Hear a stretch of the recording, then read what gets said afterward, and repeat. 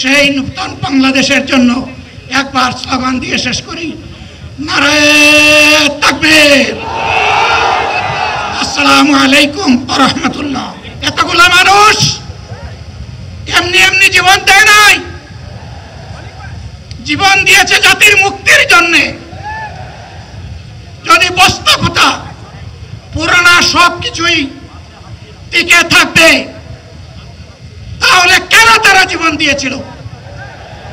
যারা ওই বস্তা পচা ব্যবস্থাপনায় বাংলাদেশকে আবার করতে চান, তাদেরকে আমরা বলি, জুলাই যুদ্ধ করে যারা জীবন দিয়েছে, আগে তাদের জীবনটা ফেরত এনে দেন।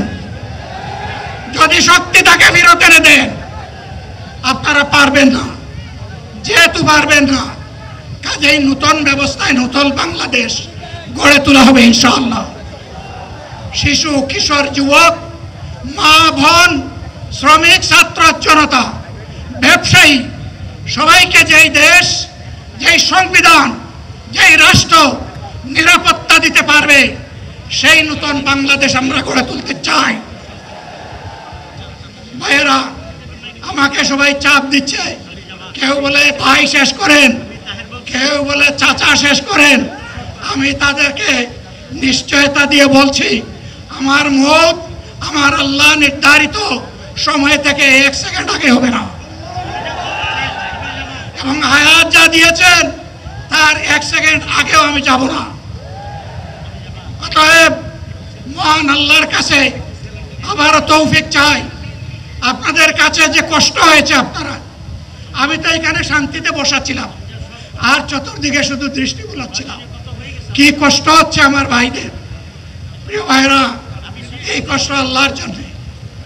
এই কষ্ট কার জন্য? ইনশাআল্লাহ আল্লাহ তাআলা আপনাদেরকে তার উপযুক্ত জাযা দুনিয়ায় দিবেন, আখিরাতে দিবেন। আপনাদের এই ত্যাগের বিনিময়ে নতুন বাংলাদেশ আমরা পেয়ে যাব। আসুন সেই নতুন বাংলাদেশের জন্য একবার স্লোগান দিয়ে শেষ করি, নারায়ে তাকবীর, আসসালামু আলাইকুম ওয়া রাহমাতুল্লাহ।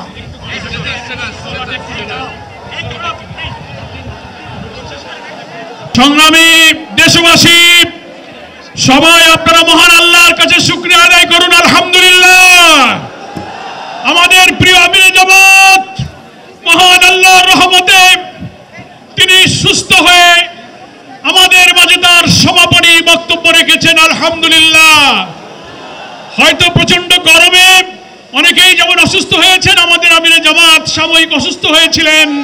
মহান আল্লাহ তাআলা তাকে কথা বলার, সমাপ্তি ঘোষণা করার তৌফিক দান করেছেন। সবাই আপনারা নিরাপদে দলে দলে যেভাবে এসেছেন, নির্দেশনা অনুযায়ী আপনারা আল্লাহর নামে ধীরে ধীরে ফিরে যাবেন।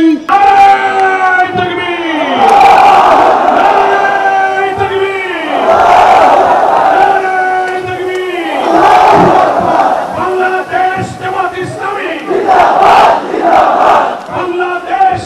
ইসলামী জিন্দাবাদ, জিন্দাবাদ।